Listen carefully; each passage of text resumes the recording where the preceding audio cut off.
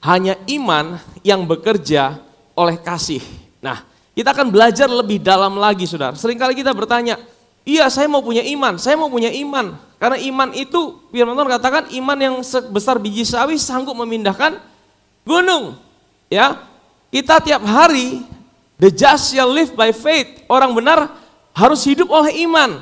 Jadi iman itu adalah yang kita butuhkan setiap hari. Nah, tapi hari ini kita akan belajar lebih dalam lagi apa yang menggerakkan iman itu, saudara. Saya akan mulai dari sini, Galatia pasal yang ke-5. Supaya kita sungguh-sungguh merdeka. Kristus telah memerdekakan kita.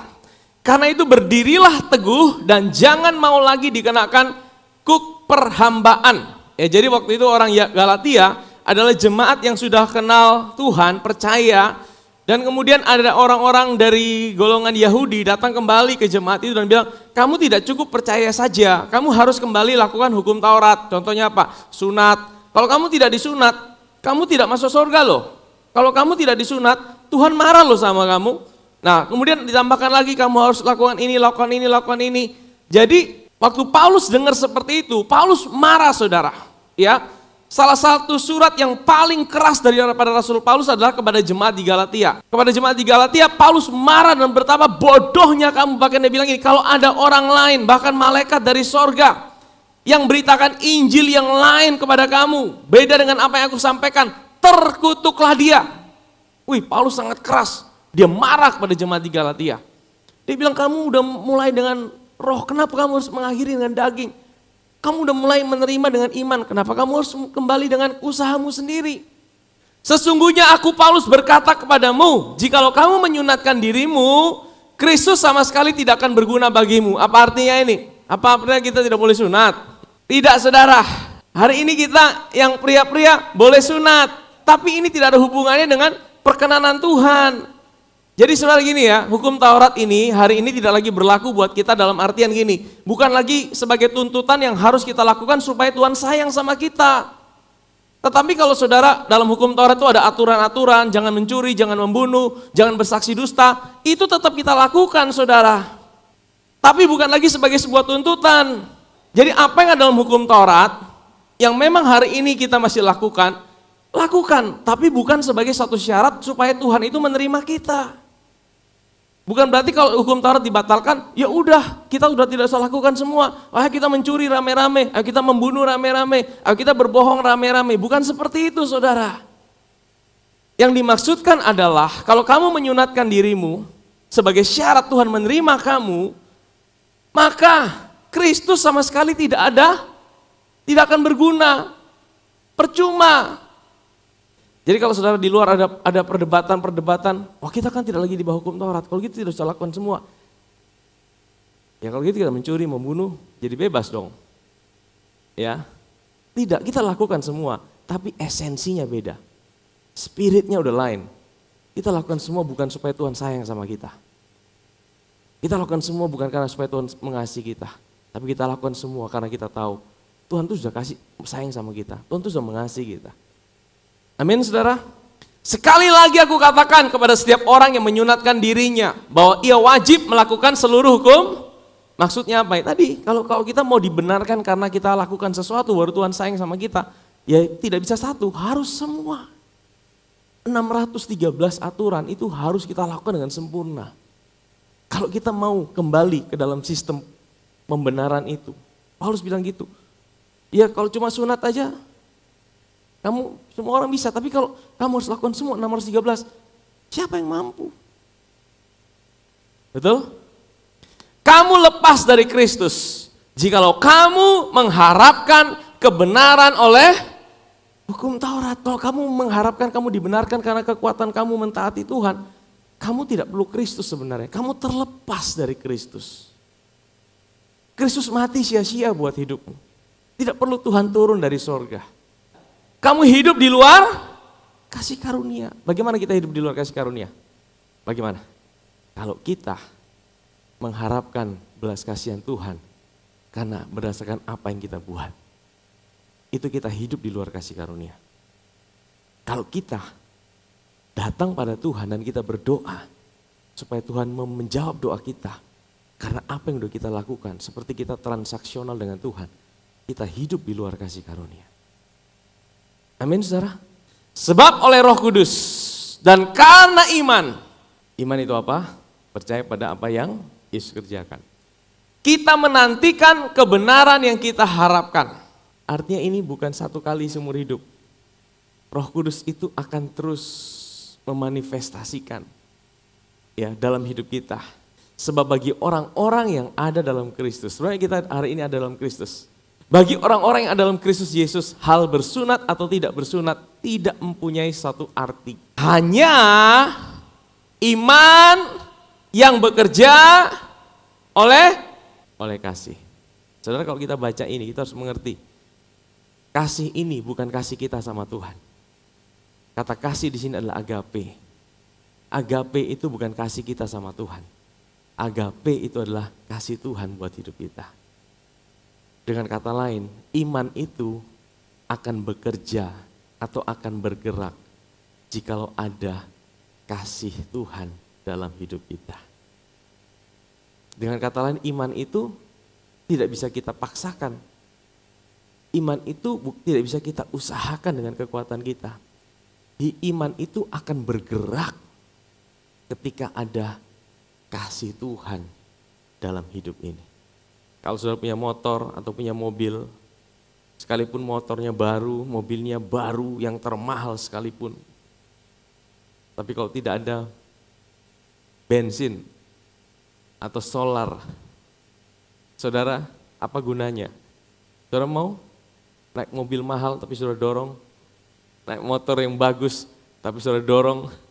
Nah itu saudara, iman itu tidak bisa terpisahkan. Tidak bisa bergerak dengan sendirinya. Harus ada bensinnya, harus ada yang menggerakkan, yaitu apa? Kasih Allah dalam hidup kita. Amin saudara. Ya, di dalam Alkitab ada dua orang murid yang menggambarkan kehidupan anak-anak Tuhan. Ya, saudara tahu ada kalimat yang berkata murid yang dikasihi. Siapa dia? Yohanes, ya. Dan saudara tahu kata murid yang dikasihi itu ada di Injil apa? Injil Yohanes. Apakah Yesus lebih mengasihi Yohanes daripada murid yang lain? Atau kasih Yesus sama buat semua orang? Sama, tapi kenapa Yohanes tulis bahwa dirinya adalah murid yang dikasihi? Dia yang menyadarkan dirinya bahwa dia adalah murid yang dikasihi. Dan yang satu lagi adalah Petrus. Petrus ini gambaran anak-anak Tuhan yang selalu bilang, aku bisa mengasihi Tuhan, aku bisa mengasihi Tuhan. Dan akhirnya apa? Akhirnya dia gagal, dia mengkhianati Tuhan, dia lari dari Tuhan. Dengan kata lain bahwa kasih kita ini saudara, kasih kita sebagai manusia, itu kasih yang terbatas. Amin. Kasih kita itu naik turun. Kasih kita itu, ya mungkin ada di gereja lagi tinggi, mulai keluar, mulai turun. Apalagi hari Senin, wah mulai sibuk, turun lagi saudara. Sehingga butuh dicas lagi saudara. Nah makanya kasih kita itu saudara, kasih kita itu sangat terbatas. Makanya Tuhan tidak mengandalkan kasih kita supaya iman kita bergerak. Tuhan tahu kasih manusia itu terbatas. Hanya satu kasih yang tidak pernah berubah, kasihnya siapa? Kasih Yesus terhadap hidup kita. Kasihnya selalu naik dan naik terus dan tidak pernah turun. Amin saudara, amin saudara. Sekalipun saudara lemah, sekalipun saudara bimbang, sekalipun saudara sedang down, kasihnya tidak pernah berubah dalam hidup saudara. Kasihnya tidak pernah berhenti dalam hidup kita. Nah hari ini kita akan belajar tentang itu saudara. Bagaimana kita dipenuhi selalu dengan kasihnya dia. Sehingga apa? Sehingga iman itu boleh bergerak, dan iman yang bergerak itu yang memampukan saudara untuk mengalami kemenangan, untuk bisa menang atas setiap pergumulan hidup saudara. Amin. Kita telah mengenal dan telah percaya akan kasih Allah kepada kita. Allah adalah kasih. Allah bukan punya kasih. Allah adalah kasih. Dan barang siapa tetap berada dalam kasih, ia tetap berada dalam Allah dan Allah di dalam dia. Perhatikan saudara, kita telah mengenal. Katakan mengenal. Dan telah percaya. Ada dua kata di sini. Yang pertama mengenal dan yang kedua percaya. Apa bedanya mengenal dan percaya? Saudara bisa kenal seseorang, tapi saudara belum tentu percaya sama dia. Betul?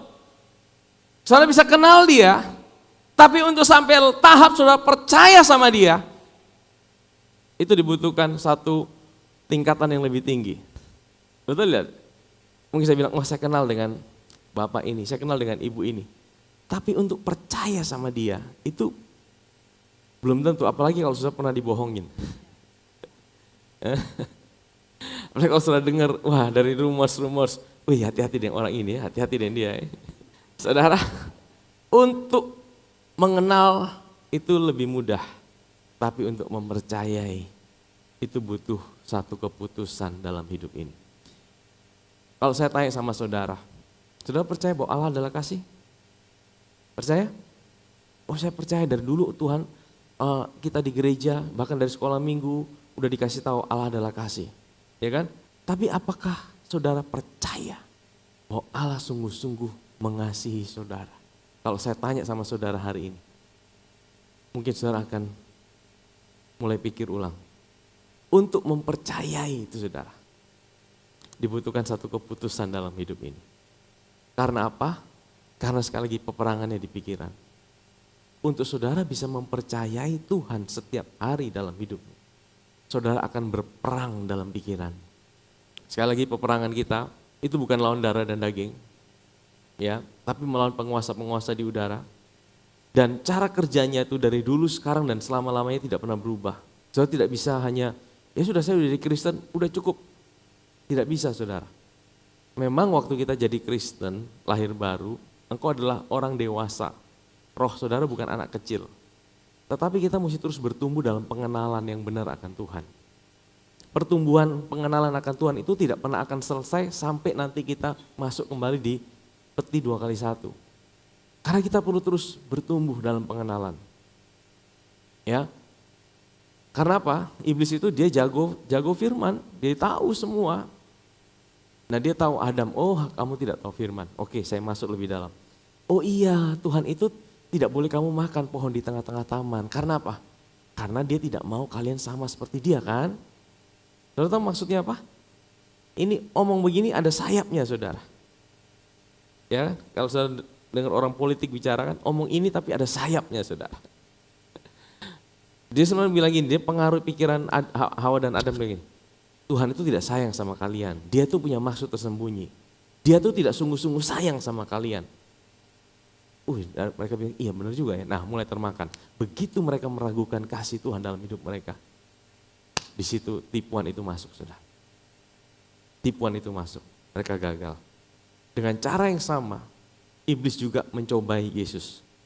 Ingat, kalau Yesus sebagai Allah, dia tidak bisa coba. Tapi Yesus sebagai manusia, waktu selesai dibaptis, Yesus dibawa oleh Roh kemana? Ke padang gurun, betul? Untuk dicobai. Yesus sebagai manusia dicobai, saudara. Dia lapar 40 hari 40 malam puasa. Kemudian apa? Iblis datang sama dia. Jikalau engkau anak Allah, apa? Ubah batu ini menjadi roti. Bisa tidak Yesus ubah? Bisa. Cuma ada satu kata yang dihilangkan sama iblis, yaitu apa? Yang dikasih.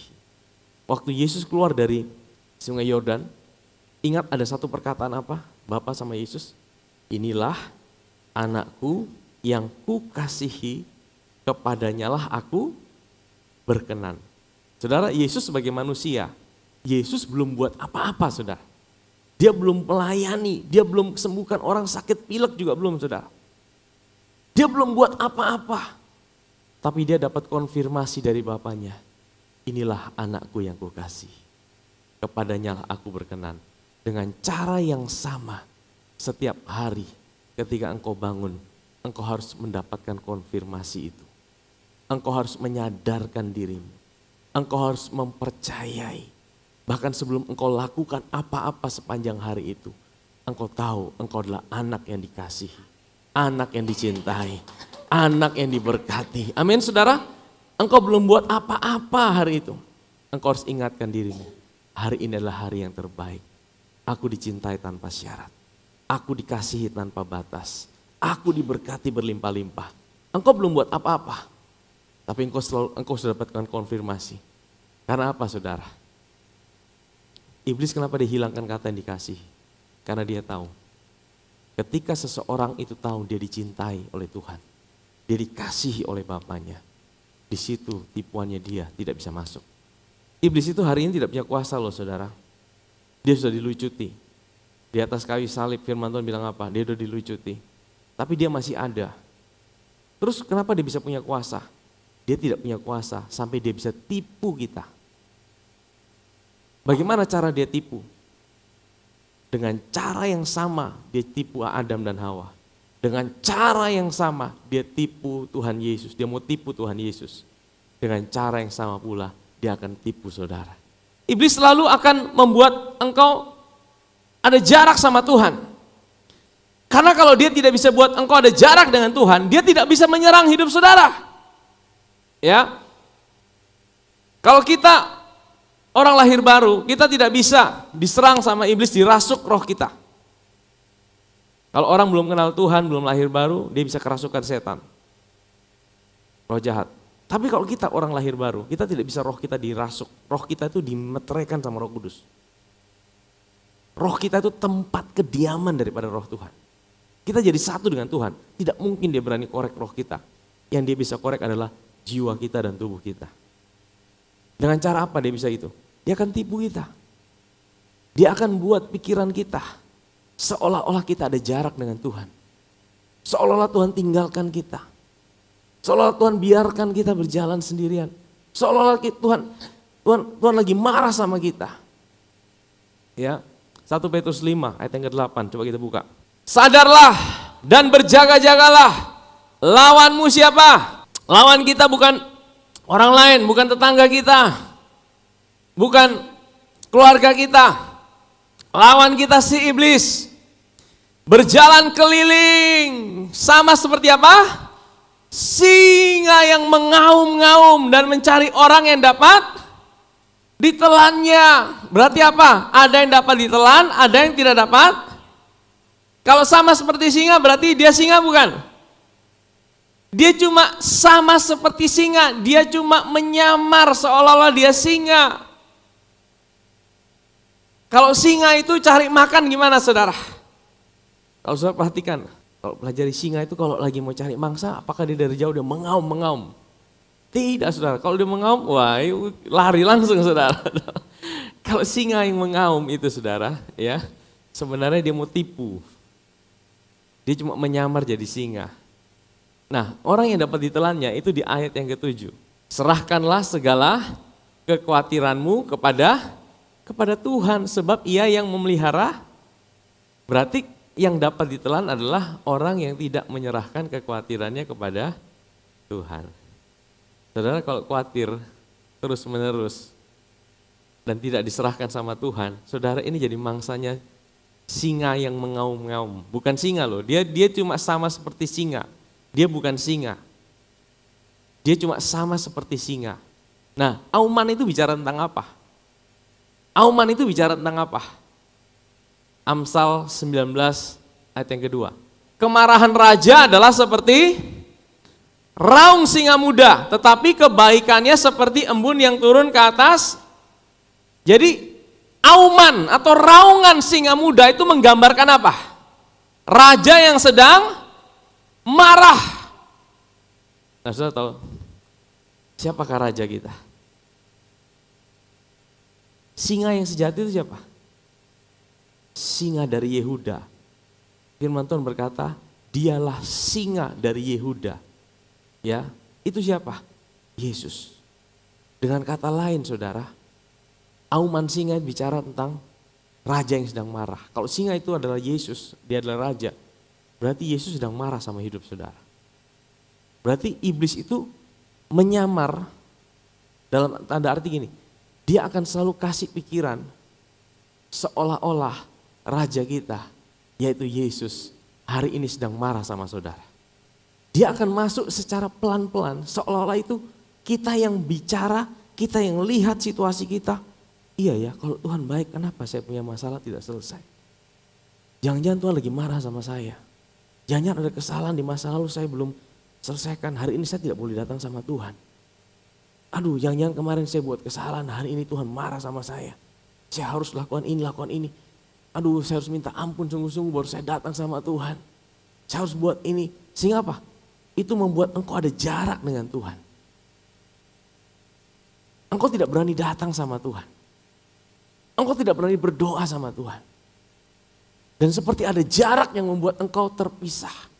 Itu auman singa muda. Engkau mulai khawatir. Kenapa kita bisa khawatir terus-menerus? Kenapa saudara? Karena kita merasa bahwa kita menjalani hidup kita sendiri dengan kekuatan kita. Kekhawatiran ini bisa menyerang siapa saja. Engkau merasa engkau sendiri. Engkau merasa engkau berjalan sendiri. Engkau merasa bahwa tidak ada Tuhan dalam hidupmu. Engkau merasa ketika situasimu jadi buruk, engkau merasa ketika situasimu mulai mendesak engkau merasa ketika keadaanmu mulai menekan hidupmu. Engkau berpikir bahwa engkau harus kerjakan sendiri dengan kekuatanmu. Engkau lupa bahwa ada Tuhan dalam hidupmu. Siapa yang bisa buat engkau lupa? Yaitu singa yang mengaum-ngaum itu. Singa yang mengaum-ngaum buat engkau lupa menyerahkan kekhawatiranmu sama Tuhan. Singa yang mengaum-ngaum membuat engkau berpikir bahwa Tuhan itu sedang marah dalam hidupmu. Tuhan sedang marah dalam hidupmu. Hingga apa? Engkau tidak berani datang sama Tuhan. Engkau mulai khawatir. Engkau mulai stres. Engkau mulai depresi. Engkau mulai down dan tambah down dan tambah down. Puji Tuhan ketika engkau down, engkau datang ke gereja. Dan engkau dengar hari ini. Tuhan tidak lagi marah sama engkau. Tuhan tidak lagi marah sama hidupmu. Karena apa? 2000 tahun yang lalu, Yesus sudah naik di atas kayu salib dan dia sudah ambil semua murka itu. Dia sudah ambil semua penghukuman yang harusnya saudara dan saya terima sehingga hari ini Tuhan ada buat hidupmu. Amin saudara, amin saudara. Ini yang harus kita ambil, ini yang harus kita percayai. Makanya firman Tuhan berkata, kita bukan cuma mengenal tapi kita harus percaya. Kita harus percaya akan kasih Allah di dalam hidup ini. Amin saudara. Kita harus percaya akan kasih Allah dalam hidup ini. Kita harus percaya bahwa hari ini Allah itu ada buat kita. Yohanes jelaskan, dalam hal inilah kasih Allah sempurna di dalam kita. Yaitu apa? Kalau kita punya keberanian percaya pada hari penghakiman. Karena sama seperti Yesus saat ini kita juga ada di dalam dunia. Kenapa kita boleh percaya? Karena hari ini kita punya identitas kita ada di dalam Kristus. Kenapa hari ini kita bisa percaya bahwa Tuhan itu mengasihi kita terlepas dari keadaan kita, situasi kita, apa yang sedang kita alami, apa yang kita lakukan. Karena apa? Karena hari ini Bapa melihat saudara, saudara itu ditaruh di dalam Kristus. Sehingga perkenanan yang saudara punya itu sama seperti apa yang Kristus Yesus punya di hadapan Bapa di sorga. Amin. Karena hari ini kita punya identitas, kita ada di dalam Kristus. Ingat minggu lalu kita belajar tentang imam besar. Yesus duduk di sebelah kanan Bapa di sorga. Saudara ada di dadanya. Bapa lihat saudara. Sama seperti dia lihat Yesus. Semakin saudara datang pada Bapa, semakin saudara berkilau, semakin saudara menyala. Kenapa kita bisa punya keyakinan kasih itu sempurna? Kasih itu menjadi sempurna ketika kita tahu hari ini Bapa melihat aku sama seperti dia melihat Yesus. Amin. Ketika kita percaya itu, kasih Allah itu sempurna dalam hidup kita. Nah, tandanya bagaimana? Kalau kasih itu menjadi tidak sempurna. Ayat berikutnya. Ayat 18. Dalam kasih tidak ada ketakutan. Kasih yang sempurna melenyapkan ketakutan. Sebab ketakutan mengandung hukuman. Barang siapa takut, ia tidak sempurna di dalam. Bagaimana tandanya bahwa engkau sedang tidak dikuasai kasih yang sempurna? Kalau engkau mulai ketakutan, itu alarm mulai bunyi. Oh berarti kasih Allah sedang tidak sempurna dalam hidupmu. Kalau engkau mulai khawatir, sebenarnya alarm itu udah mulai menyala. Karena firman Tuhan bilang gini, kasih yang sempurna melenyapkan ketakutan. Kasih yang sempurna itu kasih siapa? Bukan kasih kita sama Tuhan. Tadi awal kita bilang, kasih kita sama Tuhan itu kasih yang tidak sempurna. Hari ini kita bisa berapi-api, pulang kita mulai down. Tapi kasih Tuhan sama hidup kita, itu kasih yang sempurna. Kasih yang tanpa syarat, kasih yang sekalipun. Kasihnya tidak pernah berubah dalam hidup kita. Bukan karena kita baik, tapi karena hari ini kita tahu kita ada dalam Kristus. Itu jaminan buat kita. Salib itu bukanlah awal Tuhan mengasihi kita, bukan. Salib itu cuma demonstrasi kasih Allah buat hidup kita. Kasihnya buat hidup kita itu jauh sebelum itu. Ya, kita harus tahu itu saudara. Kita harus percaya. Waktu engkau mulai ketakutan, waktu engkau mulai dalam keadaan stres, depresi, itu sebenarnya alarm bunyi. Berarti kasih Allah ini sedang tidak sempurna. Biasanya mulai meragukan Tuhan dalam hidup ini. Dan caranya apa? Engkau dihadapkan pada situasi. Engkau dihadapkan pada kenyataan. Engkau diperhadapkan pada fakta. Apapun juga itu. Dalam rumah tangga, dalam sakit penyakit, dalam pekerjaan, dalam apapun juga yang kau hadapi. Faktanya seperti ini. Dan itu buat engkau jadi takut. Dan ketika itu mulai menguasai hatimu, engkau mulai khawatir, engkau mulai ketakutan. Sebenarnya Tuhan kasih alarm. Kasihku sedang tidak sempurna dalam hidup. Bukan berarti kasih Tuhan menurun, bukan. Karena kesadaran kita untuk mempercayai kasih Tuhan, itu yang sedang menurun. Kasih Allah itu sama buat semua orang. Tapi kesadaran akan kasih Allah itu berbeda-beda. Amin saudara. Efesus pasal 3 ayat 16 sampai 20. Aku berdoa supaya Ia menurut kekayaan kemuliaannya menguatkan dan meneguhkan kamu oleh rohnya di dalam batinmu. Bagaimana caranya? Ayat 17. Sehingga oleh imanmu Kristus diam di dalam.